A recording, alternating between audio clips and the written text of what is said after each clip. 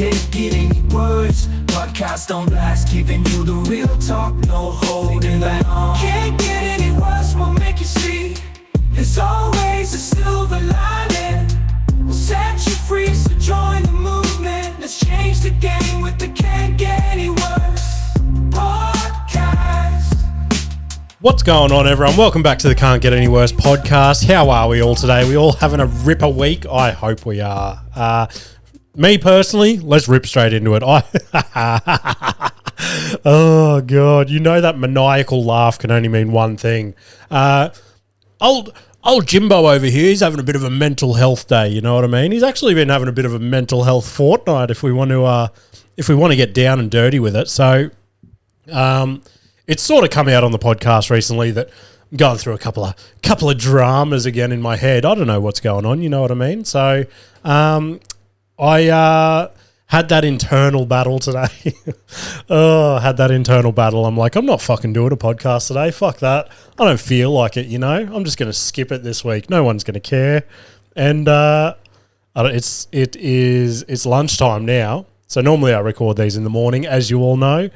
And I was just sort of stewing on it. And I'm like, you're a fucking cockhead. You're going to get to 10 o'clock tonight and go, fuck, I've got to go and record something. And then it's just going to be a time crunch. You're not going to get any sleep. So get in there, get something out, even if it's just like a little half-hour-y episode. I reckon that's what we're aiming for. I reckon if we hit the 30 to 40 minute mark, we're cruising today. So how are we all? I hope we're all well. I tried to get into the doctor today to try and I've basically done my own research as to what I think's going on. So I've got the shittest doctor in the world, right? And I don't even know why I still go to him, but he's just always... I just had one of those sudden realizations as I'm about to say something. He's just always got openings. So I know when I need to see the doctor, he's going to have an opening. And yeah, that explains everything. That's probably why he's got so many openings, because he's shit. Literally went to him maybe 3 or 4 months ago, and it was like, what he told me was like a current affair shit. Like, I called Nikita as I was leaving the doctor's office, and I'm like, this is what he just said to me. And she's like, did he actually, or are you exaggerating? I'm like, no, like 110% swear on the kid's life. And she's like, 100%, like, call Tracy Grimshaw right now. That is fucked up. But hey, we're not going to go into that. Once we've got everything under control, I might dip my toe into that story and just tell you guys what the fuck this qualified doctor said to me. But anyway, doesn't matter. So I've done a bit of research. Whether or not it is what's going on, we'll never know. But I'm just going to go to him and I'm just going to say, look, I don't want your advice. I don't want your opinion. I just want you to send me for these tests. And then once they come in, you give me those results and refer me to this specialist. So hopefully he just goes, okay, you control my hand and you scribble my signature on whatever you need me to do. And while you're at it, while you've got my hand in your hand, give yourself an old Dutch rudder just for good memories. For those of you that are not familiar with the old Dutch rudder, it is where you... Oh, I did not think I'd be doing this much education on this week's podcast. It is where you basically put someone else's hand on your penis and then you move their arm. So essentially, it's them jerking you off, but you're doing all the work. So there we go, guys. Go and get yourselves a good old-fashioned Dutch rudder to kick off your week. But what's been happening this week? Today, Nikita's birthday today, so got her she wanted like a makeup table, I guess you'd say. Some people call them makeup vanities. I don't know, just something in our bedroom where she can sit there with a mirror and lights and all that and do her hair and makeup before work in the morning. And I was going to get her one of these for Christmas, okay? So this is like stoked I had the idea before she even goes, hey, you got anything for my birthday? I wouldn't mind this. So I was on the right track. Luckily, though, the one that I was going to get, she's like, do you want to maybe see if there's any others available? So thank fuck. So we got her that and got her like a couple of little rings or whatever that she wanted. And like her big thing is, what's those love language things, like acts of service or whatever they are? So she would rather me do something for her than buy her anything you can buy from the shop. So I was brainstorming with the boys and I'm like, fuck, what can we do to surprise her? And I came up with the idea and then the boys they just capitalized on it. They added to it and they're like, do this, this and this. And I'm like, you boys are genius. So she always makes the boys birthday cakes for their parties and stuff. And she always does like sick job at it. Now, I attempted Westy's birthday cake a couple years ago. I was going to do like a bluey cake, looked easy as fuck on the internet. When I went to execute said cake, did not quite work out how I had planned, and Nikita had to come and save the day. So I was looking at cakes on Pinterest and stuff. Obviously, they all look incredible, and then I had to stand back and go, hey, fuckface, do you think that your talents have what it takes to pull this off, or do you think maybe we should get something a little simpler? So I was looking, and then Westy goes, why don't we do like, yeah, okay. I think I said I was looking at Disney cakes. Again, bear with me, guys. My head's fucking fried. So Westy goes, why don't you do a Dalmatian cake, like 101 Dalmatians? And I'm like, Weston, you're a child genius, buddy. So I Google a couple and I'm like, this is easy enough to work, okay? It's just a white cake, black spots all over it, and we're putting like a red collar around the base of it. And I'm like, I reckon I could pull this off. I reckon I've got this now. So I've started it. I've got it in the fridge at the moment. I've got the icing setting, like the white icing on the outside. A little disappointed in that straight off the bat. I'm not going to lie. The white icing is more of a yellowy cream. So basically our Dalmatian just hasn't had a bath for a couple of weeks, or it's just covered in piss or something, but it's going to work. But every obstacle I was getting to, I'm like, oh, how am I going to do the black spots? Like, should I get one of those squeezy tube things that you like cake decorators do? And Westy's like, why don't you get some of those gigantic marshmallows, slice them thinly, and just dip them in like black food dye? And I'm like, again, you're a bloody genius. So I'm having a crack at that after the podcast. I was vlogging, like I was doing a little vlog as I was doing it. So if it comes out half decent, I'll put it up on my socials in the next day or two. If you never see that video ever in history, it turned out to be horrendous and I just ended up having sex with the cake. Something like that. Either option sounds A-okay to me. But I went to get her, the other thing the boys wanted was to get her some balloons. So I went to Big W this morning and they go, we want to get her a like 33, she's 33 years old, and like a Disney balloon. And I'm like, okay, sweet. Went there. Here's something they don't tell you as, I'm just going to say as a parent, okay? Because normally you'd be doing this for your kid, not your 33-year-old wife. But hey, circumstances, okay? Up until, so your kid is 1 to 9, okay? Now that's easy. Nobody prepares you when your child hits double digits and all of a sudden you've got to start paying double for balloons.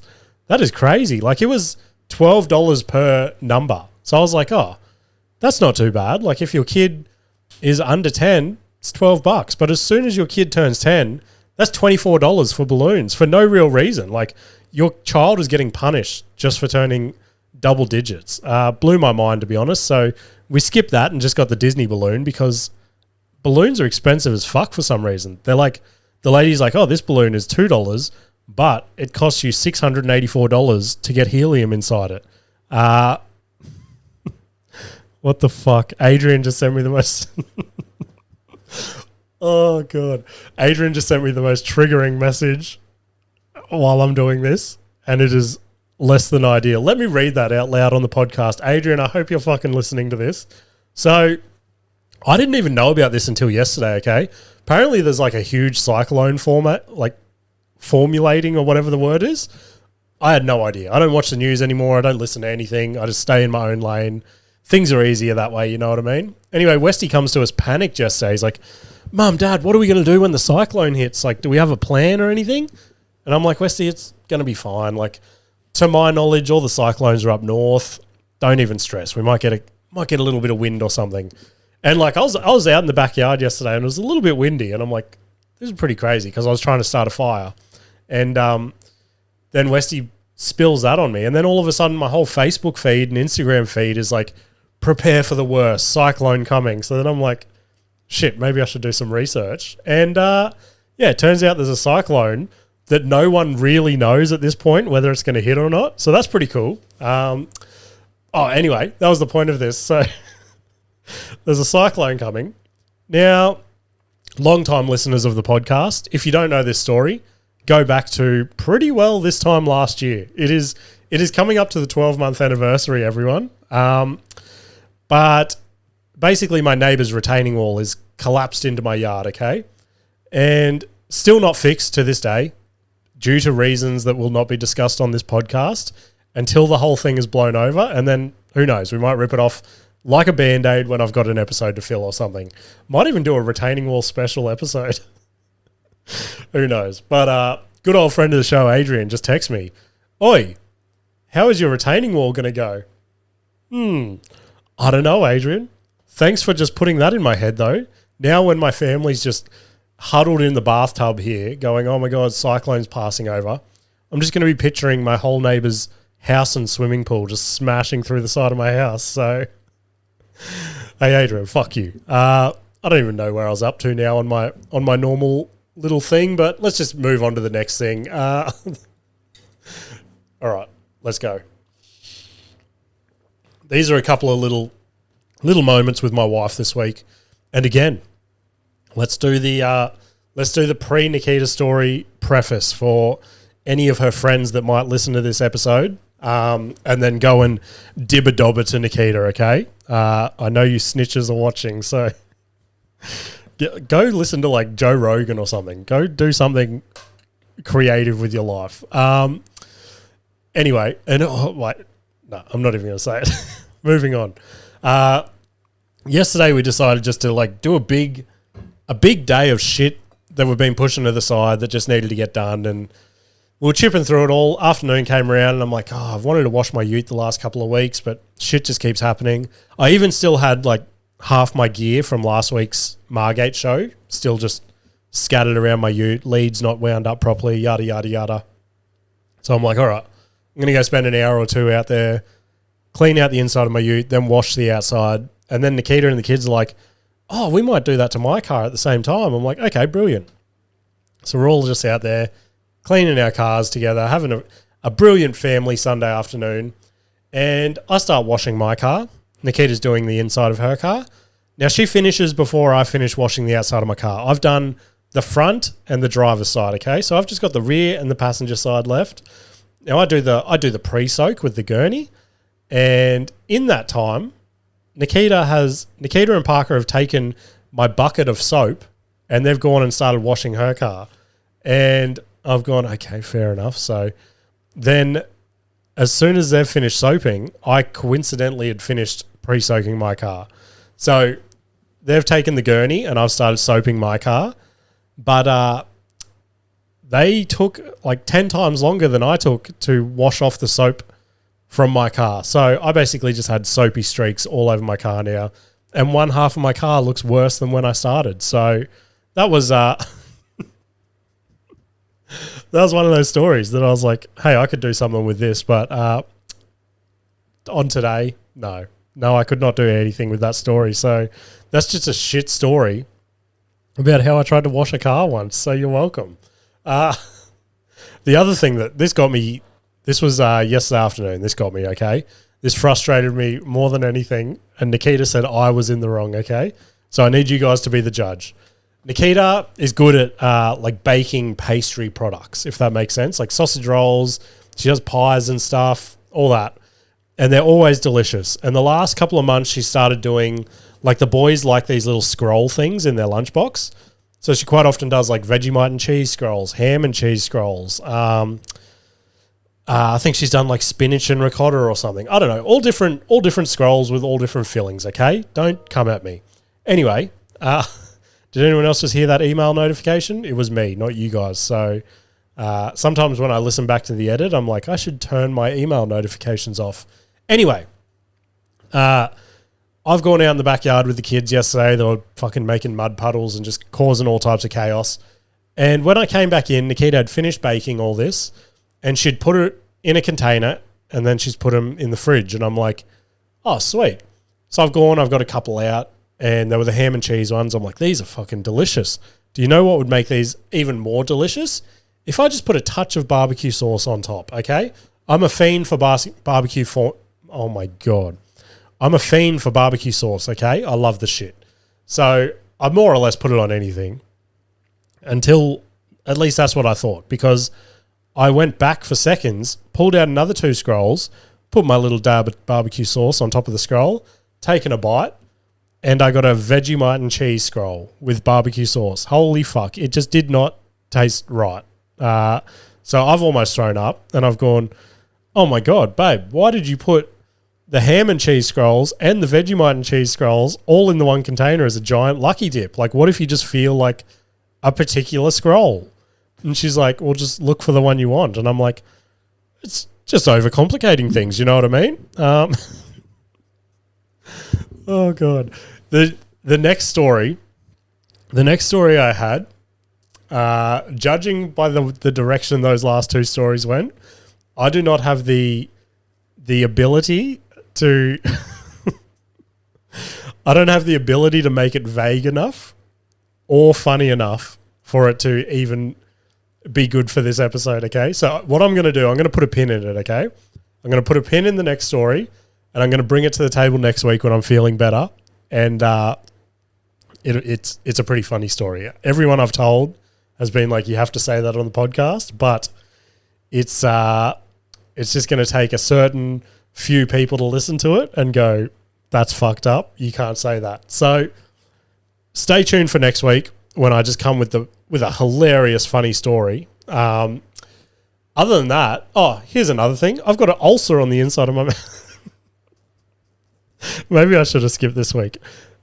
Just if you're driving in your car right now, hands up if you think I should have skipped this week. But yeah, I've got an ulcer on the inside of my mouth, and it's fucking been drilling all week. So I went to the chemist on Saturday, I think it was, and I said to the guy, like straight off the bat, he was pretty confused as to why I was even there. I go, hey mate, you got any medication for ulcers? And he's gone, what kind? And I'm like, anything. Like, I've got an ulcer in my mouth and I want it to heal. Do you have anything for that? And he's gone, well, do you want it to do you want like a painkiller, or do you want it to heal the ulcer? And I'm like, ideally both, but if I had to pick one, I'd prefer just to heal it so it goes away quicker. And he's like, okay. He brings it over to me and he's like, we had to do the whole give my details and shit because you must be able to make meth or something out of it. I don't know. Anyway, we do all that. He scans it through and he goes, oh, this one's pretty expensive. You sure you don't want to go the other one? And I've gone, oh shit, how much is this stuff? Like my ulcer is drilling. So I'm like, I need something. So I'm preparing myself. I'm like, what, 70, 80 bucks? I don't know. I've never bought, well, I probably have, but I don't remember ever buying ulcer medication. So I've prepared myself. I've gone 80 bucks worst case. And he scans it and then he goes, oh, he goes, it's $12.50. And I've gone, $12.50? No worries, mate. That's all good. So I don't know if he was looking at me and he's just like, you look like a broke piece of shit and you have disgusting mouth sores. Oh, disgusting mouth sores. I wonder if YouTube would flag me for that episode title. But yeah, I don't know. So I got the $12 medication and things are feeling a bit better. It's still there, but yeah, it is what it is. It's not as bad as it was. Let's rip into my week in comedy, I reckon. Let's fucking put you guys out of your misery. Why drag this on longer than it needs to be? How long? Oh, that's not too bad. 18 minutes. I thought that would have taken like 10. But anyway, Thursday night I had a prey surf down at Burleigh. And you guys know I've sort of sang the praises of this room for so long. And it can be hit and miss. Not like some nights it's pretty quiet. Some nights it's fucking jam-packed. I get there on Thursday night and it's one of the jam-packed nights. And I've gone, oh boy. And the reason I say, oh boy, is because I spent all day Thursday going, I'm going to do new material tonight. I'm sick of all my old jokes again. I need to start blasting some of these new jokes out, seeing if they even work. Yada, yada, yada. I'm driving down. I'm in one of these moods, okay? And I'm like, this is fucking shit. Why did you even waste your time writing this? This is not funny.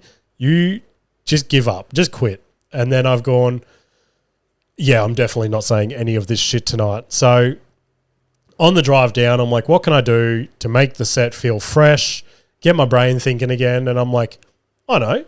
I'll go back through my old jokes, my old joke list, and just pull out 5 or 6 jokes I haven't done for maybe 12 months or so. A, they'll feel fresh again. B, I haven't done them in so long, so as I'm saying them out loud, my brain might tick in and go, this would be a funnier tag in this part of the joke and make the jokes bigger and better. And C, it was like a comfort food. I was like, okay, I can just more or less kick back, grind my way through these jokes. Hopefully they get a bit of a laugh. They're not as good as my newer gear, but hey, at least it's fresh and new-ish. And I was second or third, I think. And I was having a bit of a pace out the front right before I went on, and like the jokes were coming to me sweet. I was like, oh, okay, this is cool. I might be in for a good set. I jump up there, and when I say I had the worst set since my very first ever comedy set, that is no fucking lie. That is not even a joke. No, I bombed so fucking hard. I didn't even finish one single joke. I got halfway through every joke and just my brain went blank. Like I'm going, all right, what's the next word, brain? Help me out here, brother. We're in this together. And just nothing. There was nobody up there. And I've just had to be like, well, I forgot that fucking joke. Every time. I did that like 4 times. It was unbelievable. I was looking around the crowd and everybody's eyes were just like, look at this stupid fuck. Like, this must be his first time doing comedy, but it was insane. It was pretty insane. Like, second last joke, I just started to get that feeling that I've been saying where I just wanted to like start randomly crying. And I'm like, you do not fucking do that. Brain, if you're up there, do not let me do that. So then I've gone, all right, I need to finish on something. So I pulled a joke out of my pocket. Oh, I don't even know why I fucking did this. So I'm like, all right, I need a joke that I've been pounding lately that's been going well. What have I got? Quickly think on the fly. And I'm like, the cancer joke's been going well lately. Let's do that. Are you fucking stupid, James? Any joke. Do any joke. Do not bomb for 7 minutes up here and then go, what am I going to finish on? A cancer joke. Oh my God. I got to the part where it's like, it's supposed to get the big laugh. And I'm like, yeah, turns out he's got cancer, and just fucking nothing. And I'm like, well, that's been my time. See you later. And I just fucking got straight off stage and power walked to my car. I don't even think I said goodbye to anyone. But yeah, insane scenes. It was, fucking terrible. It was so shit. But yeah, it's all good. We'll move past that. Friday night. So you guys are probably sitting there going, oh, what was his big decision? What did he make? Did he go to Perth? Is he going to have a big Perth story for us? Nah, decided to bitch it and stay here. Is it one of my biggest regrets of the week? Potentially the month? Yeah, 100%. Because had a mate over there, spoken about him on the show before, Brian Freeman, hilarious comedian in the scene. He went over there for the pro bracket and he made it through to the final, and he's like, dude, you should have fucking come. He's like, you 110% would have made it through easy in your bracket. We both could have come over together and crushed the Comedian of the Year competition. We would have got all this prize money, all this notoriety. Is that the word? I don't know. Fucking. So, yeah, fuck. Terrible decision making on my part. But I just, like, you guys heard me when I came back from Perth. I just did not have fun by myself over there. If there was someone else coming with me, then I probably would have done it. But I just, especially the way my brain's been lately, I just could not be alone in a different city by myself, drinking plastic cup beers again. So, yeah, that sucks. But the decision I made was to stay in Brisbane, MC the show at First Edition Bar. So I've been on that gig before, but I've never MC'd it. So pretty stoked they asked me to MC. And look, it went surprisingly well. Not surprisingly well. It went like mediocre, I guess you'd say. Relatively quiet crowd and just fucking nothing. Like I tried a bit of crowd work off the top again and just getting nothing from them. So started my jokes, and luckily enough, they seemed like they just wanted to come for the jokes. They didn't want to be spoken to. So I just kept ripping into jokes and stuff. I finished a joke. So I've got this joke. It's actually on my social media if you go check it out, about like, it's just a stupid little breastfeeding joke.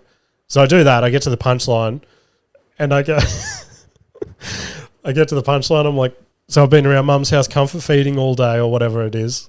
And this woman, a couple rows back, just yells out, "Is that why you have such a big gap in your teeth?" And I've gone, whoa, wait a minute. I go, what did you say? And she goes, "Your gap in your teeth. Is that why you've got a big gap because you breastfed till late?" And I'm like, no, it's just a joke. It's just part of the joke. And she's gone, "Oh, okay." Because sometimes when babies breastfeed or thumb suck for too long, that's why they get gaps in their teeth. And I'm like, I don't know the scientific reason behind my gap, but hey, it bothered me a little bit when I was a child, but now I'm just like, it is what it is, you know. There's worse things to worry about than a gap in my teeth. And she's like, "Yeah, I fixed my gap. I used to have one as well, but I fixed it." And I'm like, good on you. Like, what is this right now? Is this the level of crowd work that I have to try and deal with tonight? But it was an okay night. There were a couple of people there I hadn't seen in a while, and they were sort of having a good chat and yada yada yada. But yeah, it was okay. It was relatively okay. Room runner was happy with what I did up there, which is always the main thing, I suppose, that they were happy and they'll ask you back to do it again. So last thing to touch on is the whole Raw competition thing. So I never got a second call. I did my chances with Sit Down Comedy Club. They fucking hate me now. They fucking hate me, and they're never going to give me a gig again because I turned them down that one time. But I'm just joking. So if anyone is in the area and you were like, "Hey, if James makes it through this, maybe we will pop up to the Sit Down Comedy Club and watch him," it's not going to happen. But good news. This is just a friendly plug for a mate of the show, Reed Willoughby, been on the podcast a couple times before. He, bit of a dark horse this year. He made it through to the semi-final. We're like, fucking good job, Reed, doing it for the boys. And then he sends a message at like 10 o'clock last night. He's like, "Boys, I don't know how I fucking did it, but I've just made it through to the state final." So congratulations to Reed. Shoot him a message. Go, "I fucking just heard on the podcast you made it through. We're all going to come and laugh at you so that you make it through to the ABC. And you've got to do a joke on national television about molesting your nephew." Again, I think that's on Reed's social media if you want that to make more sense with a bit of context. It's not actually something that he's done. It's just, again, a joke. And we're going to rip into that soon. I got a news topic that I want to cover with a different opinion to some other people, but that's basically my week in comedy this week. Let's do Turns Out It Can Get Worse. Let me open these. We'll start with this one. So drag it over. We've got a gentleman. He's standing there. He's got a rocket on the floor. He's got two stools. So let's see what this bloke's got to say.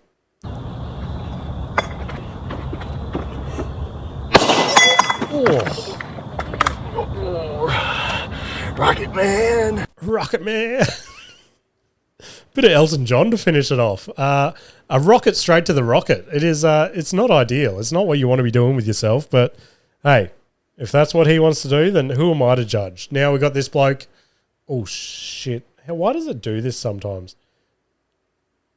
Let me try and drag the. There we go. Oh, I almost had it. Ladies and gentlemen. There we go. All right, we got him over now.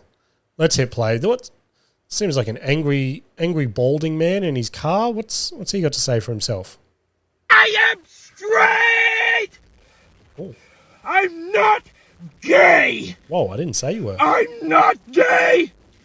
Bro. I'm straight. And I like women and women only. Okay. I get you. There's nothing wrong with being gay. But I'm not! I'm not. Okay? Okay, I don't know who called that man gay, but you need to apologize or something because, hey, like you said, nothing wrong with being gay, but that dude seems overly angry for someone that's not gay. So I think he's masking something. I think deep down he might be a homosexual man. Anyway, news articles of the week. Let's rip in. To say this one has infuriated me this week would be an understatement because the amount of people that have come out and just fucking put this guy to the fire. So I'm talking about Marty Sheargold. Now, if you are an Australian and you've listened to Australian radio at some point over the last 20 years or so, maybe even longer, you've probably heard of Marty Sheargold. You've probably heard his voice, and he's a comedian as well. And I think that is the part that has got me so riled up that if you've listened to Marty Sheargold, this is not the worst shit that he's ever said. And the reason why he's had a job in radio for so long is because he says outrageous shit like this. For those that are not familiar, probably just the overseas listeners, he basically came out and said, watching the Australian women's soccer team is like watching a bunch of 10-year-old girls. I don't understand why that's so offensive to everyone. Like, I'm pretty sure at some point there was a women's soccer team that versed a high school team and they got pumped. So in a way, it's a fact that he's speaking facts. Oh, my Lord. And then he proceeded to say, like, his co-host was like, oh, they're competing in the She Believes Cup this week. And he's like, she believes in what? Men's sport? Like, don't get me wrong. Maybe it's not the most well-said things. A lot of people are like, oh, it's misogynistic as fuck. But I don't know. I'm pretty sure he's still married. I don't know. He might have got divorced since the last time I listened to him. But he's got like 2 daughters, I'm pretty sure. And to think that he is going out of his way to like make their life harder, he's saying all this shit as a joke. And for him to resign as quickly as he did, part of me was like, had he had enough for whatever reason? And he's like, all right, I need to say some outlandish shit that's going to get me fired or whatever. And then they've given him the opportunity to resign. But yeah, it's pretty insane that he would lose his job for saying shit that isn't that bad if you break it down. He used to say shit, right? I first stumbled across him when he did Kate, Tim and Marty on Nova, back when I started like my apprenticeship. I used to listen to them every afternoon on the drive home. And Kate in that show is Kate Ritchie from Home and Away, okay? We knew her on Home and Away from when she was like an 8-year-old girl all the way till, I don't even know if she's still on it to this day. I don't even know if Home and Away is still around. But she was like Australia's princess. Kate Ritchie could do no wrong. Marty was saying this shit to her back in the day on Nova. Like, she would snap at him for something and he would be like, oh, what? You got your period today or something? And Australia would fucking laugh. All of Australia would be driving home and they would be going, oh, Shigsy. Mate, you can't say that, but you've said it and it's funny and we're going to laugh at it because you're a comedian and you've been hired to say shit like that. Every radio station knew what they were getting themselves in for. I don't know. It blows my mind. And the amount of people in the comedy scene and even on social media, like a lot of the accounts that I follow have been like, oh, fucking crucify him. He's the worst person in the world. Men shouldn't say this, things like that. And then at the same time, I'm like, all the people saying this, they've probably never watched women's sport before. I've never watched too much women's sport. Tell you what, this will kind of link into the next story that I've got to talk about. But women's basketball in the States has blown up the last 12 months or so because of Caitlin Clark. Now, because it's blown up because she's an unreal basketballer, okay? You put a Caitlin Clark compilation on YouTube, she's just making 3 points, she's getting all these crazy shots in, she's crossing people over. It's good shit to see. Now, her biggest competitor is a chick called Angel Reese, and you put an Angel Reese compilation on, It's airball after airball. It's fake. It's missed layup. It's losing the ball to a defender. It's not good. It's not good quality sport, if that makes sense. So I don't know. And like, maybe that sounded misogynistic coming from me, but it riled me up. You know what I mean? And if we're gonna put the likes of like the Matildas, the soccer team, which, let's be fair, when they're in the World Cup or whatever that competition was 12 months ago, and they made it to like, I don't know, what did they even make it to? Like fourth or something, and everyone's like, we need to build a statue for these women. It was insane. So if we're putting the Matildas ahead of Kate Ritchie, I don't know what to think anymore. I do not know what to think. But anyway, I don't know if you guys feel the same. A lot of you guys are probably going to send some angry emails and go, Marty Sheargold's in the wrong. But Marty, if you're listening, brother, come on the podcast. Let's have a chat. Let's have a chat about the Gillaroos performance yesterday. There's a perfect example of women's sport. The Gillaroos went to Vegas yesterday for a showcase, and they won 90-12, I think the score was. 90 points in a showcase? I don't know. I don't know, ladies. I don't know. So, hey, shoot me. The last little thing I wanted to cover was, I touched on it a couple of weeks ago, much like everyone else in the world, but Luka Doncic got traded to the Lakers, sort of like blindsided by the whole thing. And last week he finally got the chance to verse his old team. And the thing I got from this game, okay, was not necessarily Luka Doncic. Yes, he had a fucking absolute blinder, and every time he'd score a point, he'd look over at the Mavericks bench and sort of side-eye them, look at their general manager sitting behind him as if to say, fuck you, you made the biggest mistake of your life, which they did because the player they traded, Anthony Davis, got injured in his first game, and now he's out for like the season. So they're obviously kicking themselves. But the way that Luca and LeBron have just gelled and they're just destroying the league now, it's so good to see. Like, every part of me wants the Lakers to win the championship this year just for the story. But something happened in that game that made me realize something. There's always the debate of who's the greatest of all time basketballer. Everyone's got Michael Jordan up there. Everyone's got, like, the big clash is Michael Jordan versus LeBron James, okay? And then some people slip people like Kobe Bryant up there. Some people slip fucking Shaquille O'Neal. But for me, this week, I think it pretty much cemented LeBron James as the greatest of all time, because purely for this reason, okay? Michael Jordan, Kobe Bryant, all those kind of people, they were a one-man team. They had the rest of the team there to make them look good. Give me the ball, I'll do the rest, sort of thing. Whereas LeBron's sort of always done this throughout his career with Dwayne Wade, all his partners he's had from each different team, okay? And now that he's gelled so well with Luka, he has this ability to, like, make his teammates look so good. So I feel like before this game, Luka and LeBron had a good little sit down, and LeBron goes, mate, you go out there, you have the game of your career, and I'm going to be in the background setting you up for every single shot. Whereas MJ or Kobe would be like, they'd be having the opposite discussion. They'd be going, Luka, if you get the ball, even if you're open, you fucking pass it to me.